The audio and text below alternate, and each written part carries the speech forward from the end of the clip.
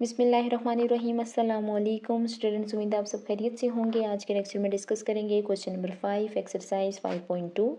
थोड़ा tricky question है, इस वजह से हम कोशिश करेंगे कि हम इसको अच्छे से समझें। ठीक हो गया। यहाँ पर देखिए क्वेश्चन नंबर 5 में आपको बता दिया गया है if F of T is a differentiable vector of T such that F of T should not be equals to 0 then show that. आपको ये वाली इक्वेशन वेरीफाई करनी है। ठीक हो गया। इसके लिए हम यहाँ पर लेफ्ट हैंड साइड ले लेंगे। ओके, तो यहाँ पर देखिए लेफ्ट हैंड साइड आ चुकी। अब आपको डेरिवेटिव लेना है एफ ऑफ टी पर और फिर मैग्नीट्यूड है एफ टी का। ओके, तो यहाँ पर क्वोशंट रूल लगेगा। क्वोशंट रूल आप बहुत अच्छे से जानते हैं, क्या था, लो डी हाई। यहाँ पर ये वाला फंक्शन लो है और ये वाला फंक्शन हाई है। ओके, फिर माइनस हाई यानी एफ ऑफ टी डी और फिर लो, ठीक, divided by low square. Okay, समझ रहे हैं बात को। ठीक हो गया। अब आपने कुछ बातें यहाँ पर याद रखनी है इस क्वेश्चन को सॉल्व करने के लिए। ओके, सबसे पहले आप यहाँ पर देखिए कि अगर हम x पर मैग्नीट्यूड लेते तो अंडर रूट एक्स स्क्वायर आ जाता। क्यों? अगर यहाँ पर x होता, y होता और z होता तो यहाँ पर आ जाता x square plus y square plus c square. ऐसी बात है। ठीक हो गया। अब अगर इसी तरह से यहाँ पर एफ ऑफ टी का मैग्नीट्यूड होगा तो under root f of t whole square आ जाएगा। ओके, याद रहेगी ये बात। ठीक हो गया। इसी तरह से अगर हम यहाँ पर स्क्वायर ले लें रूट को कैंसिल करने के लिए तो यहाँ पर आ जाएगा एफ टी पर स्क्वायर, देख रहे हैं, ठीक, और ये वाला स्क्वायर रूट को कैंसिल करेगा, ठीक, और यहाँ पर आ जाएगा एफ टी होल स्क्वायर। अब ये वाली दोनों वैल्यूज़ हम नेक्स्ट स्टेप में पुट करेंगे। ओके, तो अब यहाँ पर देखिए एफ ऑफ टी पर मैग्नीट्यूड है तो ये किसकी इक्वल है, under root F T square. तो यहाँ पर वैल्यू पुट कर ली गई है। ठीक हो गया। अब अगर डेरिवेटिव हो एफ ऑफ टी पर तो आप इस तरह से लिख सकते हैं। ठीक हो गया। तो आपने यहाँ पर एफ कॉम्प्लीमेंट टी लिख दिया है। ओके, या एफ प्राइम टी। ओके, यहाँ पर आ चुका माइनस, फिर यहाँ पर देखिए एफ टी आ चुका। ओके, डेरिवेटिव अपनी जगह पर।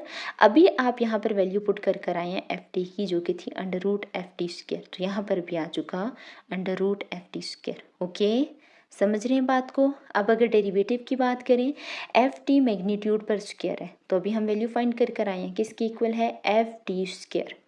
तो एफ टी स्क्वायर का मतलब है कि एफ टी को दो बार लिख सकते हैं। तो यहाँ पर देखिए f t multiply by f t आ चुका है। ओके, कोई कन्फ्यूजन है?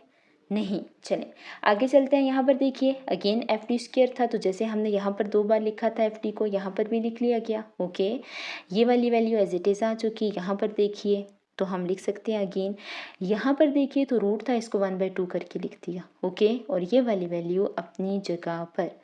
अब यहाँ पर देखिए तो अगेन दोनों की दोनों वैल्यूज एज इट इज़ आ चुकी। ठीक, फिर ये एफ टी अपनी जगह पर।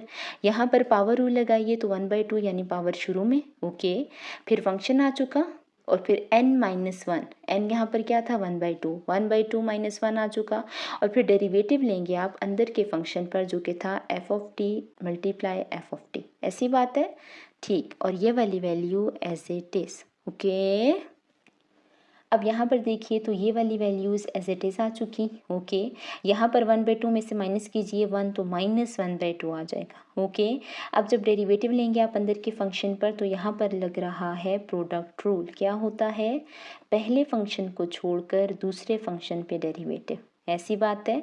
फिर प्लस दूसरे फंक्शन को छोड़कर पहले पर डेरिवेटिव। ओके, और डिनोमिनेटर एज इट इज़। ठीक, अब यहाँ पर देखिए तो डिनोमिनेटर को सेपरेट करके लिख देते हैं। ठीक हो गया। इस तरह से ये वाली वैल्यू अपनी जगह पर आ गई। ठीक, एफ प्राइम टी यहाँ पर, फिर माइनस एफ ऑफ टी यहाँ पर 1/2 था और ये वाली वैल्यू नेगेटिव साइन के साथ थी, नेगेटिव पावर थी। ठीक, इसको डिनोमिनेटर में ले जाइए। इस तरह से ये वैल्यू बनी 1/2 और फिर ब्रैकेट एफ टी और होल पावर 1/2 जो कि पॉजिटिव हो चुकी है। ओके, और यहाँ पर देखिए तो एफ टी आ चुका, फिर इसको आप जानते हैं डेरिवेटिव को एफ प्राइम टी लिख सकते हैं।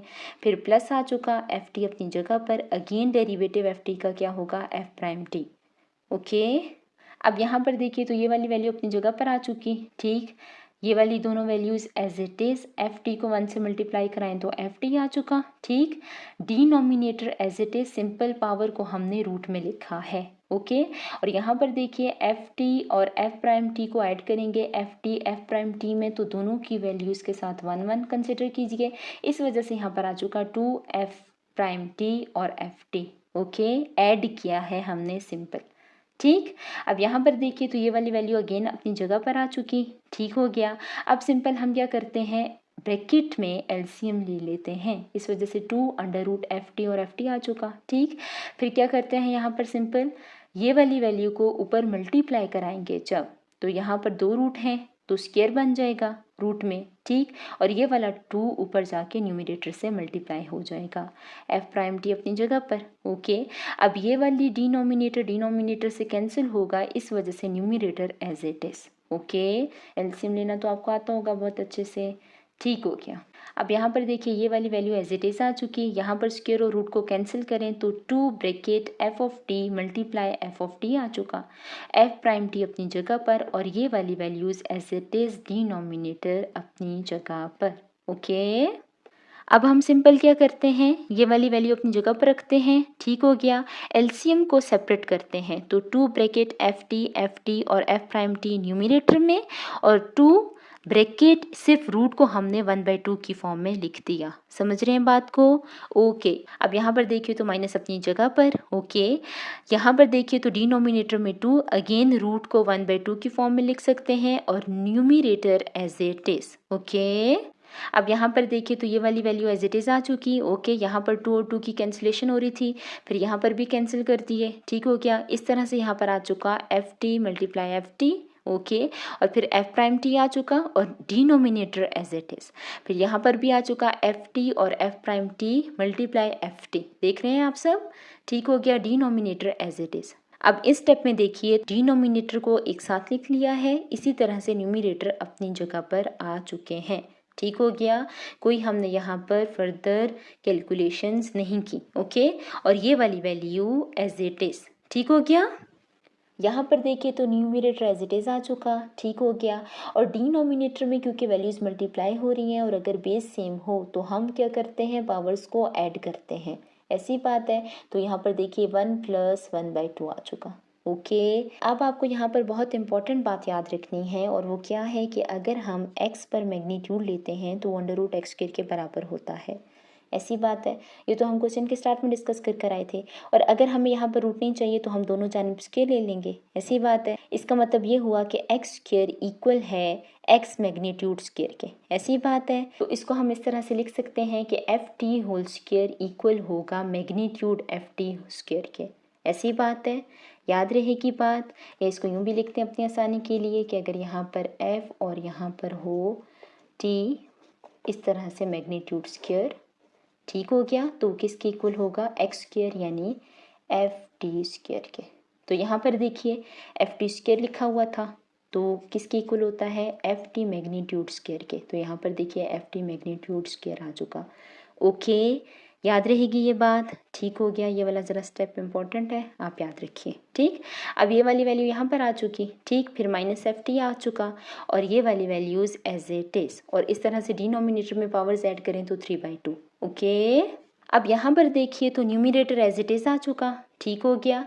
और डिनोमिनेटर में एफ टी मल्टीप्लाई हो रहा था एफ टी से, तो मैं लिख सकती हूँ f²t, ऐसी बात है। और बाहर आ चुका 3/2। ओके, अब यहाँ पर देखिए तो न्यूमरेटर में कोई चेंज नहीं आया, ठीक हो गया।